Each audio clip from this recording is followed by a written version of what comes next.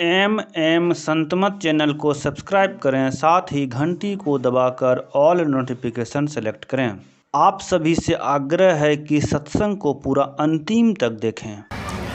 सम्माननीय साधु समाज, धर्म प्रेमी सज्जनों, माताओं एवं बहनों,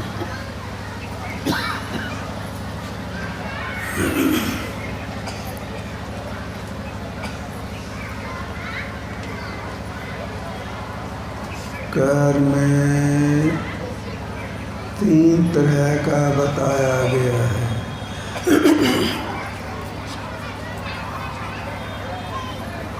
क्रियमान, संचित और प्रारब्ध।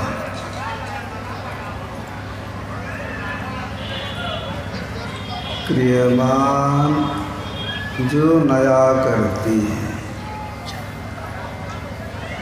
अच्छा हो या बुरा हो, जो भी करती है वह जमा होता है, वही हुआ संचित। उसी संचित में से धर्मराज की ओर से एक जीवन में जो भोगने के लिए मिलता है वही है प्रारब्ध। तो क्रियमान कर्म नया कर्म बहुत सोच समझ के करना चाहिए।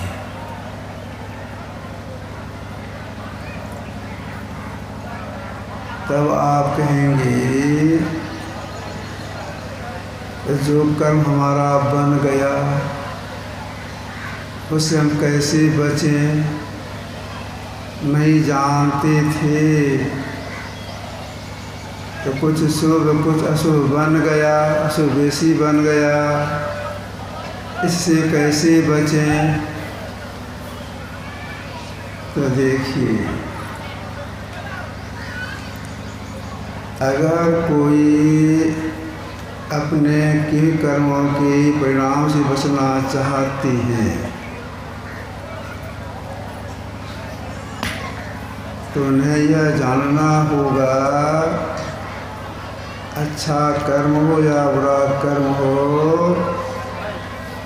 इसके करने की प्रधानता किसकी है, इसके करने की प्रधानता मन की है। मन की द्वारा अच्छा कर्म या बुरा कर्म करते हैं। जहाँ तक मन मंडल है वहाँ तक कर्म मंडल है।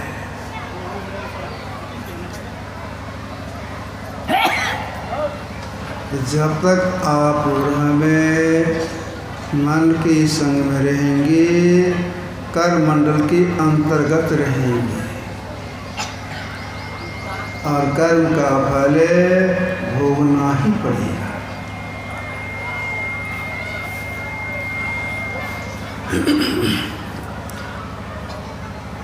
हम लोग आँख बंद करते हैं, कोई भी हो, जब आँख बंद करते हैं तो सबके अंदर में अंधकार दिखाई पड़ता है। चाहे सत्संगी हो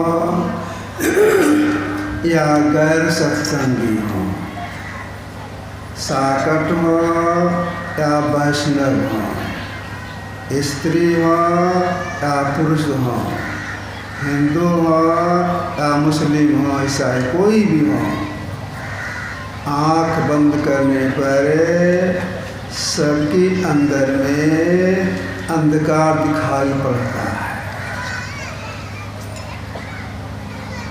अंधकार के बाद सबके अंदर में प्रकाश है। आँख जो बंद करते हैं स्थूल मंडल का प्रतीक है। अंधकार की बात जो प्रकाश होता है, प्रकाश मंडल है, वह सूक्ष्म मंडल है। अंधकार मंडल से, स्थूल मंडल से सूक्ष्म मंडल बड़ा बताया गया है। तो अंधकार की बात प्रकाश मंडल भाषण कम रखिएगा। इसी प्रकाश मंडल के अंतर्गत एक स्थान का नाम है त्रिकुटी, जहाँ साधक को सूर्य का दर्शन होता है। बाहर में हम लोग सूर्य देखते हैं, आँख खोल के देखते हैं, इसमें गर्मी, तो भीतर के सूर्य में शीतलता। किन्हीं संत का ऐसा कहना है, यह जो त्रिकुटी का स्थान है, जहाँ सूर्य का दर्शन होता है, मन की दौड़ यहीं तक है, कर्मंडल यहीं तक है, उसके आगे नहीं है। लेकिन कोई संत ऐसा बतलाते हैं कि नहीं, सूक्ष्म मंडल के बाहर जो कारण मंडल है, वहाँ तक कर्मंडल है। तो जिनको जैसा अनुभव हुआ वैसा वे बोले या लिखे। अब कर्मंडल को पार करने के लिए त्रिकुटी तक पहुँचे, उसके आगे पहुँचे, उसके लिए क्या करना होगा? जैसे हम कर्मंडल को पार कर जाएं, अशुभ कर्म से हम बच जाएं, हमारा परम कल्याण हो जाए,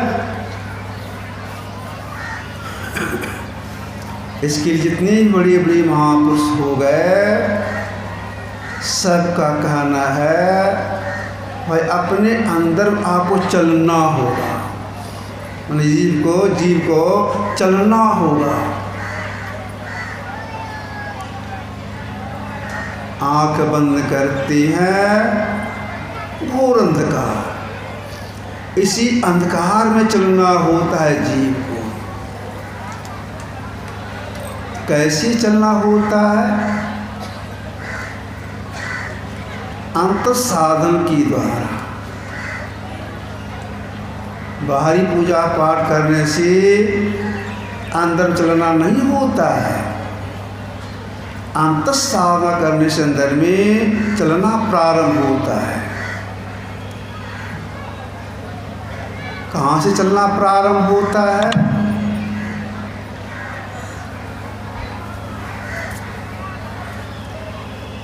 जागृतावस्था में जीव की जहाँ बैठक है, वहीं से जीव चलता है। उसे जीव प्राय रोज दिन चलता है, लेकिन वह चलना होता है नीचे की ओर। दोनों भाव के बीच में जीव का बैठक है।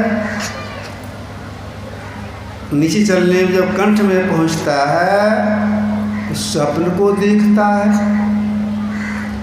और नीचे चलने में गहरी नींद की अवस्था में पहुंच जाता है। तो नीचे आने में अज्ञानता आती है, ज्ञान कमी होती जाती है। ऊपर चलने में ज्ञान का विकास होता है। तो दोनों भावों के बीच में जीव का बैठक है जागृतावस्था में।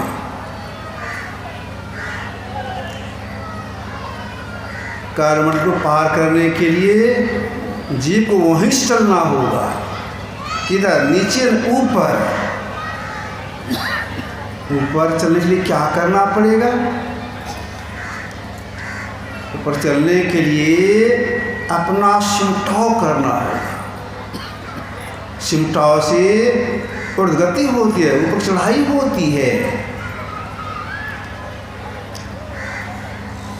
सिमटाव करने सबसे पहले क्या करना होगा?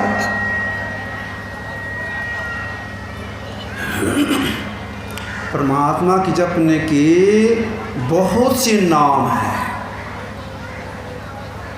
उन बहुत से नामों में से एक नाम को जपना होता है।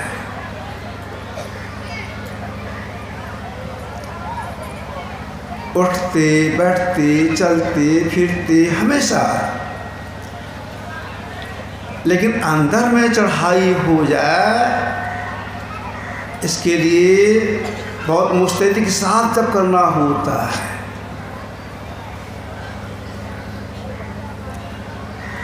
घेरंग संहिता में एक श्लोक है,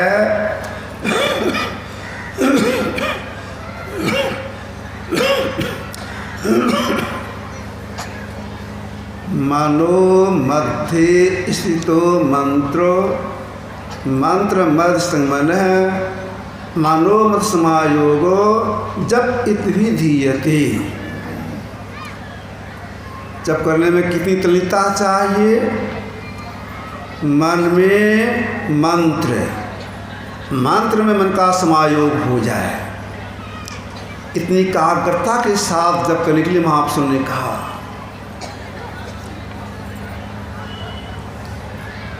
अगर कोई साधक या साधिकाएं केवल गिनती पुराने ख्याल से हड़बड़ा के जप कर लेंगे, जल्दीबाजी में कर लेंगे, तो सिमटौर नहीं होगा।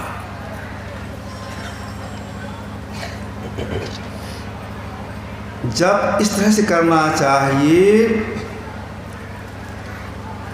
हम किन्हीं को बुला रहे हैं आर्त भाव से, प्रेम से, तो जो आर्त भाव से पुकार करते जप करती हैं, एकाग्रता आती है। एकाग्रता में अंदर में चलना प्रारंभ हो जाता है, अंधकार चलना प्रारंभ हो जाता है। अंधकार में चलना प्रारंभ होता है, जब चाल जारी है, तो उसी सिमटाव में जब एकाग्रता जब सिमटाव होता है, तो साधक को कुछ अनुभूति होती है। जब करने में भी अनुभूति होती है। कभी कभी साधक को यह अनुभूति हो जाती है, जब चालू रखे हैं, एकाएक इतनी जोर की आवाज़ होती है, साधक को ऐसा लगता है मेरा दोनों कान फट जाएगा, क्योंकि ख्याल में रख कर जब कर रहे हैं, एकाग्रता आ गई, इस तरह आवाज़ सुनाई पड़ती है। चलना प्रारंभ तब आवाज़ सुनाई पड़ती है। कभी कभी साधक को ऐसा भी हो जाता है, एकाग्रता के साथ जप कर रही हैं, जपते जपते एकाएक जपने वाले शरीर जितने रोए हैं, प्रत्येक रोए से उस मंत्र का वाइब्रेशन, उस मंत्र की ध्वनि गूंजने लगती है। आगे पीछे नहीं, एक बार की माइक ठीक रखिए। शरीर में जितने रोए हैं, तो काहे गड़बड़ कर रहे हैं? जितने रोए हैं, क्या हो गया? गड़बड़ मत कीजिए।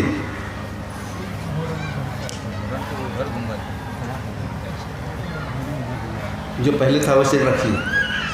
जितने रोए उतने रोए से उस मंत्र का वाइब्रेशन शुरू हो जाता है। अगर कोई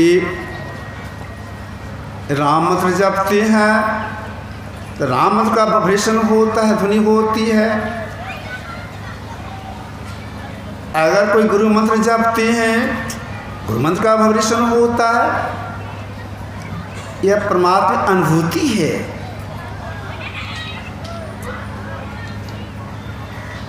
इतने में ही अगर रह गए तो कर्म का फल भोगना ही पड़ेगा। तो अंधकार ही में है, कर्म का फल भोगना ही पड़ेगा। कर्मल को पार करने के लिए अब क्या करें, और थोड़ा सा आगे बढ़ने के लिए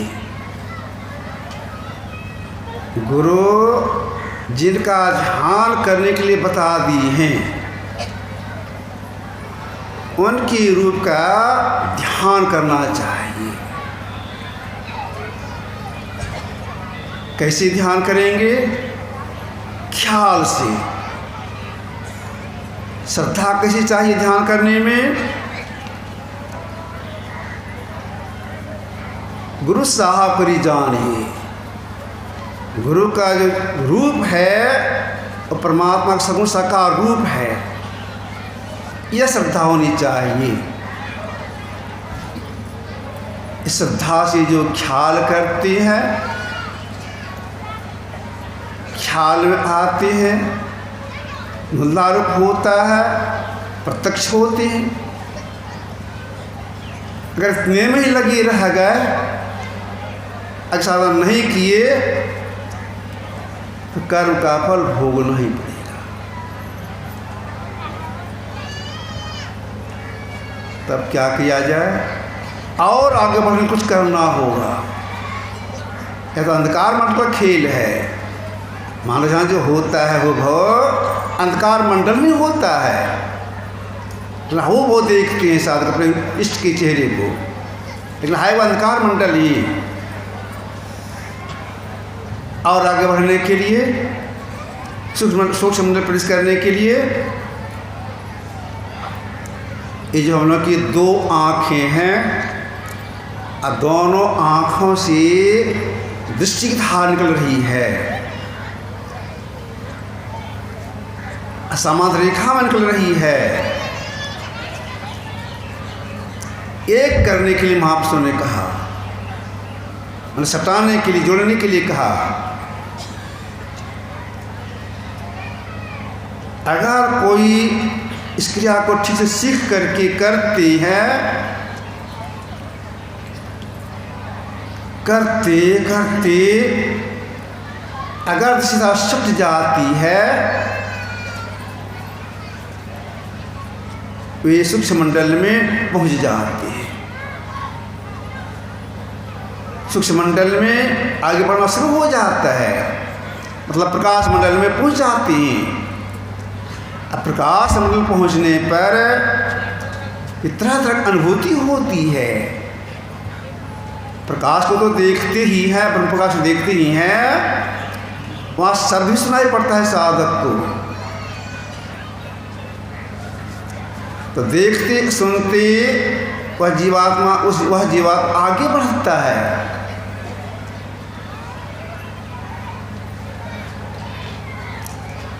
देखने में तल्लीन होता है, सुनने की प्रधानता रह जाती है और आगे बढ़ जाता है। कभी कोई साधक ऐसा भी होता है, केवल देखना रहता है, आगे बढ़ता चला जाता है, लेकिन भीतर की अनुभूति एक तरह नहीं होती है। प्रकाश मंडल चलना प्रारंभ हुआ, तरह तरह के दृश्य को देखते आगे बढ़ता है। उसी दृश्य के देखने में, तरह दृश्य देखने में सूर्य का दर्शन होता है।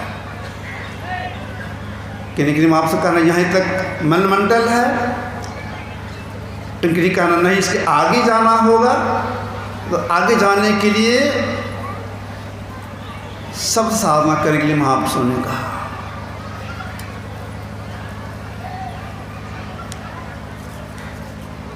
एक शब्द की खोज करने के लिए कहा।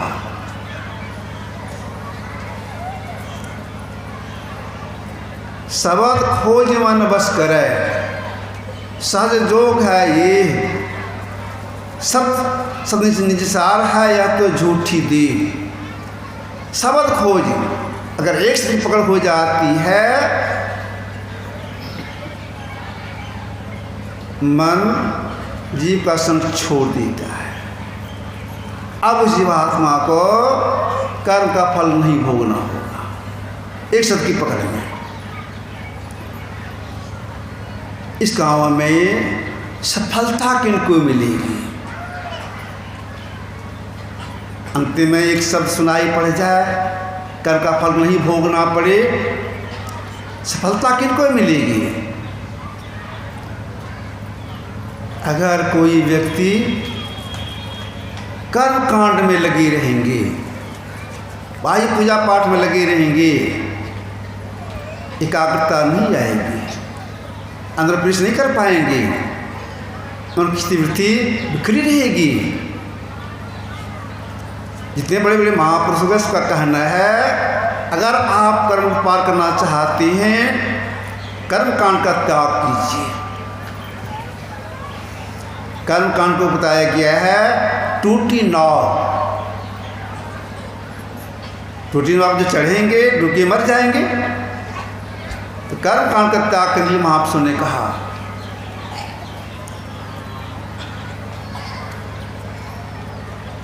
कर्म कांड का त्याग, इसके साथ साथ संसार में अगर आसक्त होकर के रहेंगे, इस साधन सफलता नहीं मिलेगी।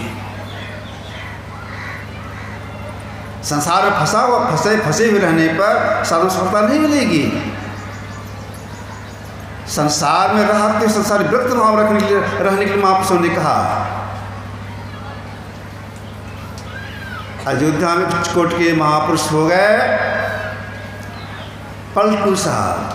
इन्होंने संसार के लोगों से कहा, पहले संसार से तोरी आए, तब बात जाके पूछिए जी। तलवार दो है, म्यान एक, किस महात्मा में कीजिए जी। मीठे प्यार दूर करो, करो प्रेम प्याला पीजिए जी। पलटू जब शिष्य तारी धरे, तब राह पिया के लीजिए जी। तलवार दो है, म्यान एक। म्यान जिसमें तलवार घुसा के रखा जाता है, तो इतनी जगह रहती है, एक ही तलवार से घुसी। तो म्यान एक, तलवार दो, कैसे घुसेगा।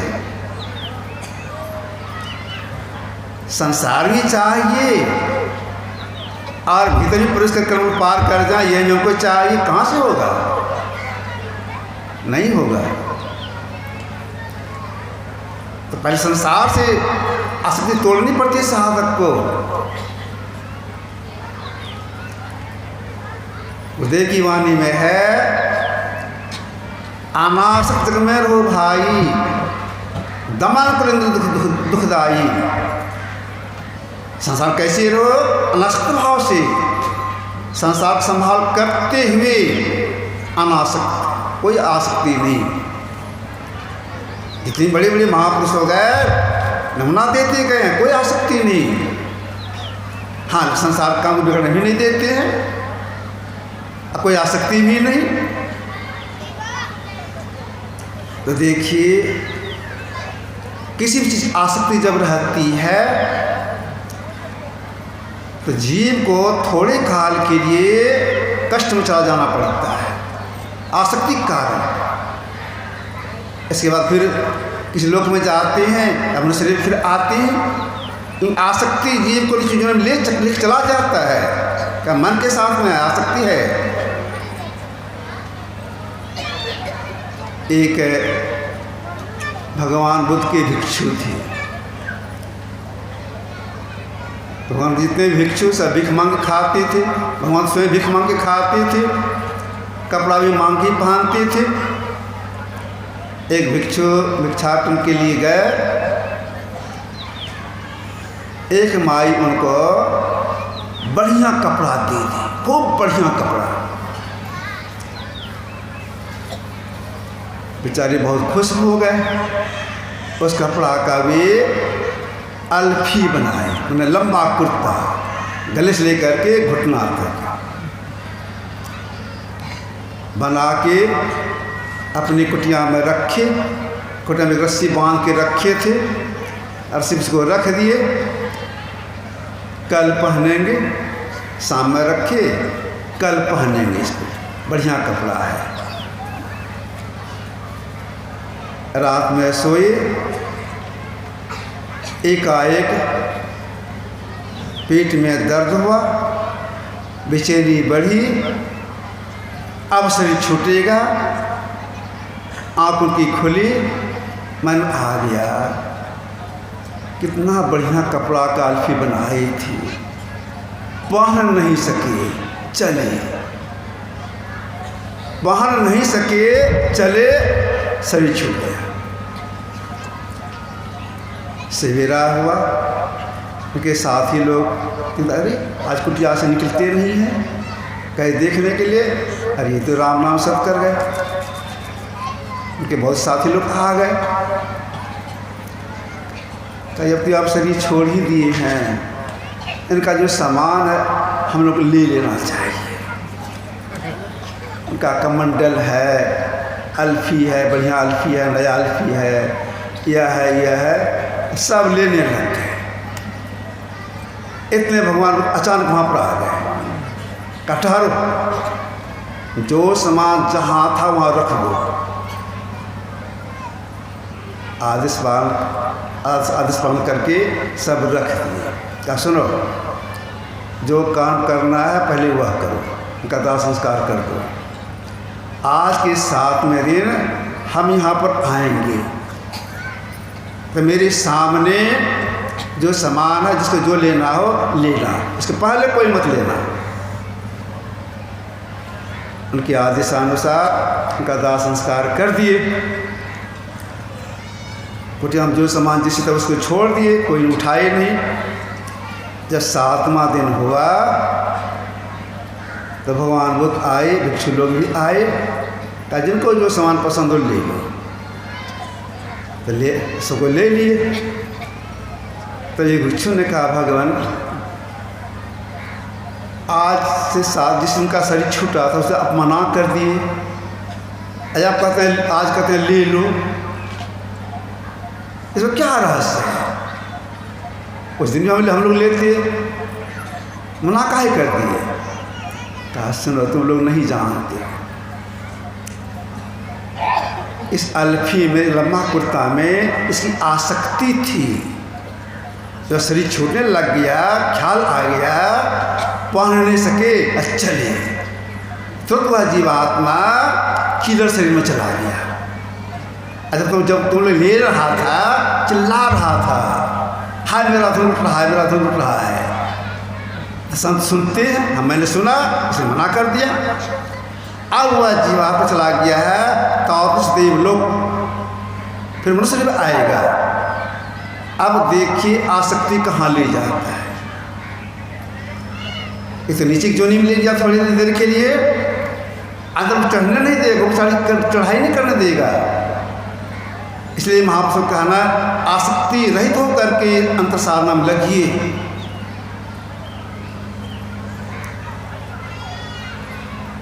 अगर कोई कर्म को पार करना चाहते हैं तो उन्हें समय पर ध्यान करने के लिए बैठना होता है, देर तक बैठना होता है। क्या समय है? प्राय महापुरुष कहना है ब्रह्म मुहूर्त में। जो अच्छे साधक होते हैं ये मध्यरात्रि से ध्यान करना प्रारंभ करते हैं, मतलब 12 बजे के बाद से। इतना लोग नहीं कर सकते हैं, प्राय सब साधक के लिए ब्रह्म मुहूर्त में, मतलब 3 बजे भोर में। इसमें भगवान कृष्ण भी ध्यान करते थे। किनका ध्यान करते थे? अपने आत्मस्वरूप का ध्यान करते थे भगवान कृष्ण। ब्रह्म मुहूर्त में ध्यान करना चाहिए, उसमें बेसी मन लगता है। इसके बाद दिन में स्नान करने के बाद तुरंत दोबारा हो गया। इसके बाद दिन की समाप्ति, रात का शुरुआत, यह संधि वेला है, बहुत महत्व का है। इसमें जरूर बैठ कर ध्यान करना चाहिए। ध्यान करने के लिए अगर आप समय नहीं दे पाएंगे तो अंदर चढ़ाई नहीं होगी। समय क्यों देना चाहिए? इसलिए मन बहुत चंचल है। इस चंचलपना इसका बंद हो जाए, कम हो जाए या बंद हो जाए तो देर तक बैठना होता है। अब मन के साथ जूझना होता है। जूझना से मतलब यह हो गया कि मन जो बाहर संकल्प करता है उसको वहाँ से हटा करके जप लगाना होता है, यही है जूझना। अब साधक पुरुषार्थ करना पड़ता है। क्षण बैठे क्षण उठ गए तब नहीं, देर तक बैठ करके मन के साथ जूझना होता है। तो देखिए लोहा लोहा को काटता है, मन का संकल्प जो बाहर का हो रहा है तो जब जो करेंगे वो उसको काट देगा। यहाँ पर साधक पुरुषार्थ करना पड़ता है। पुरुषार्थ यही जैसे मन जब को छोड़ के भागे तो जप लगा देना चाहिए। तो संध्या काल में अगर बैठें, देर तक बैठने का प्रयास करें, कुछ 1 घंटा। बाबा साहब यहाँ तक कही थी जिसको 1 घंटे फुर्सत नहीं हो उसको भजन वेद मत होता, अनुभूति नहीं होगी और कहेगा कुछ नहीं होता। बाबा जी झूठा बता दिया, झूठे बता दिया। गुरु महाराज जी एक आदमी दीक्षा दे रही थे, अपने से बैठने के लिए बताए। गमछी को गोल करके चुतर के नीचे रखे, बाएं कोहना को कोहनी को बाएं ठौना पर, दाहिने कोहनी दाहिने ठौना पर रख करके कनपट्टी को पकड़े, नीचे में तकिया गमछी लगा लिए। और जिनको बता उनको बोले कि देखो इस आसन से बैठना, और जब तक 1 घंटा से बेशी नहीं बैठोगे कुछ नहीं होगा। बाबा साहब बोले थे बैठे चूत तो निकली सूत। तो हम लोगों को देर तक बैठने का प्रयास करना चाहिए। अब देर तक जो बैठेंगे इसके लिए शरीर को खुराक चाहिए ना। खुराक शरीर का यही है, थोड़ा टहल लेना, नस नाड़ी चालू हो जाए, देह में ताजगी आ जाए। इसके बाद बैठेंगे तो देर तक बैठ सकते हैं। अब देर तक बैठे हैं फिर उठ के फिर ध्यान करने के लिए बैठेंगे तो देर तक बैठने में देख कर समझ करने लगेगा। यह व्यवहारिक ज्ञान है, नहीं बैठ सकेंगे। मान लीजिए 6 बजे ध्यान करना है, 5:45 बजे आरती होगी, अच्छा भी तुरंत बैठेंगे तो बैठ सकेंगे? नहीं बैठ सकेंगे। यही आपकी सेवा में रखा। बोलिए प्रेम से श्री सद्गुरु महाराज।